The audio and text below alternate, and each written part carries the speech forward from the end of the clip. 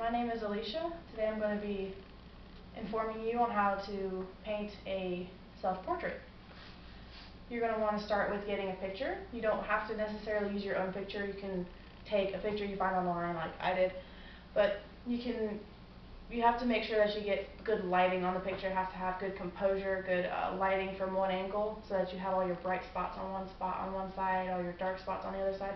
It makes for a smoother transition of shadows in the picture. So after you get your picture, you're going to want to sketch it out. Then you're going to want to paint the background. You always want to start with the background first because you can always erase any mistakes later on when you put the next parts up. You're going to want to start with the eyes first. Eyes are the easiest, the smallest. Just knock them out. You don't want to do too much detail on the eyes because you can always come back and do detail on them later.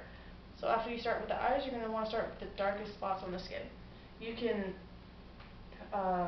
draw on there. You can draw there like where it's going to be darker, where it's going to be light, all that. Make sure you have all your essential colors. You don't necessarily want to start with like black and white and blue and red. You want to find all those difficult names like burnt umber or whatever you can find, just to whatever matches the skin color. So after you start with all your darks and your shadows, you're going to want to make sure you blend them nicely all around here. Make sure they look like skin, not just blotches on a piece of paper. Then you're going to want to start with your midtones. That's going to be the not dark but not light part of the painting. After you do your midtones, you want to do all your highlights, all your lights, your low lights, your mid lights, your outlines, your details. You want to smooth it out a little bit, make sure it actually looks like a person just a little bit. Not really want to outline anything because nothing is a solid black outline like they are in cartoons. Then you lighten it up a little bit more depending on how your picture looks. If it has more light on one side or more dark on the other side. Then we're going to start smoothing it all out, make sure everything's all nice and transitioned in there. You can add a little more details to the eyes if you want.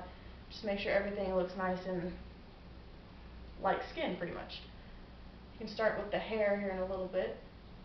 Start with outlining little shadows underneath her forehead or her cheek. Make sure we get her hair situated like how it's supposed to look. Then you can start with all the dark spots on her hair. You don't have to, it's really difficult to try and mix a dark color like brown. You don't necessarily want to add white or black to it because it'll turn it gray. What you want to do is you want to add like more red to it to make it darker or more yellow to it to make it lighter.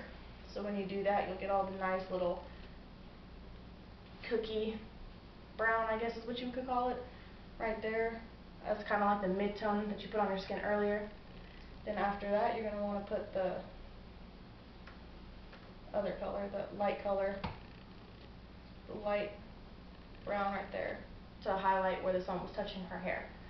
Then after you do all her hair and all that, you want to put all the nice little details in it, where it's darkest on her skin, where it's lightest on her skin, where her eyes meet her nose, where her nose is symmetrical with her mouth. Just make sure everything is all evened out, all dark where it's supposed to be, light where it's supposed to be.